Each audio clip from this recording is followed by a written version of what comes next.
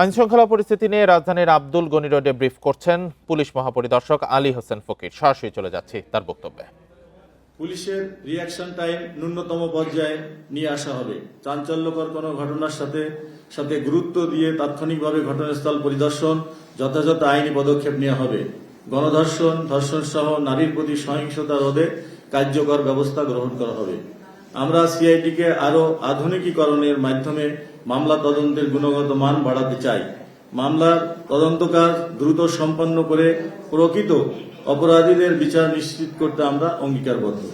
Optical ব্রাইটেনার, colour guard এবং জার্ট lock সমৃদ্ধ advance ফর্মুলায় এলো নতুন রে ডিটারজেন্ট পাউডার।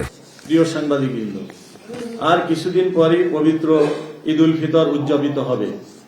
ঈদের সড়ক, মহাসড়ক, নৌ ও রেলপথে ঘরমুখ মানুষের নিরাপদ যাতায়াত এবং নিরাপত্তা নিশ্চিত করার লক্ষ্যে আমরা ইতিমধ্যে ব্যবস্থা গ্রহণ করেছি।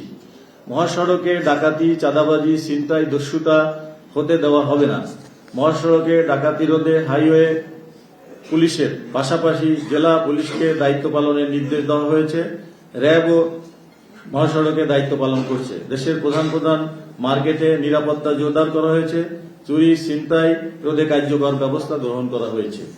প্রিয় সাংবাদিকবৃন্দ, ঈদকে সামনে রেখে পোশাক শিল্পের শ্রমিক কর্মচারীদের বেতন ভাতা নিয়ে প্রায় এক ধরনের অসন্তোষ তৈরি হয়, যা আইন শৃঙ্খলার ক্ষেত্রে বিরূপ প্রভাব ফেলে। আসন্ন ঈদে শ্রমিক কর্মচারীদের বেতন ভাতা নিয়ে অসন্তোষ তৈরির আশঙ্কা রয়েছে।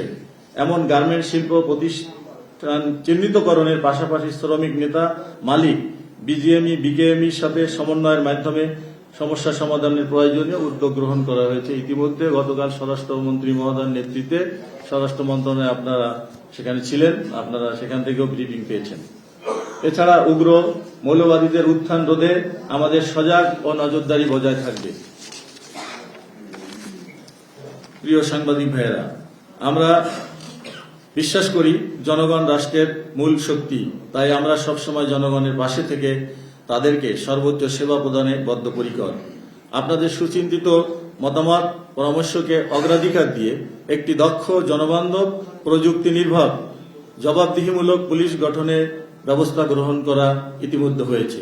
আমরা বিশ্বাস করি পারস্পরিক সৌহার্দ্য, সম্প্রীতি, ভ্রাতৃত্ববোধ উজ্জীবিত হয়ে আমরা সকলে একযোগে কাজ করে বাংলাদেশকে উন্নয়ন, সমৃদ্ধির পথে এগিয়ে নিয়ে যেতে সক্ষম হব।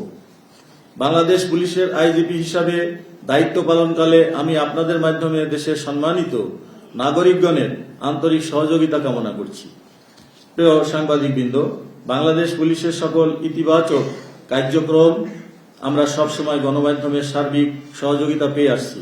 আগামীতেও এ ধারা অব্যাহত থাকবে বলে আমার দৃঢ় বিশ্বাস। পবিত্র রমজান মাসে আপনারা কষ্ট করে আমাদের ডাকে সাড়া দিয়ে আজকের এই প্রেস ব্রিফিং এ অংশগ্রহণ করেছেন, ধৈর্য ধরে আমার বক্তব্য শ্রবণ করেছেন। আপনাদের সকলকে আন্তরিক ধন্যবাদ। আমি আপনাদের সকলের সার্বিক মঙ্গল কামনা করছি এবং সকলের জন্য অ্যাডভান্স ঈদ মোবারক জানাচ্ছি। আল্লাহ। আইনশৃঙ্খলা পরিস্থিতি নিয়ে ব্রিফ করছিলেন পুলিশ মহাপরিদর্শক আলী হোসেন ফকির। সরাসরি ছিলাম তার ব্রিফিংয়ে।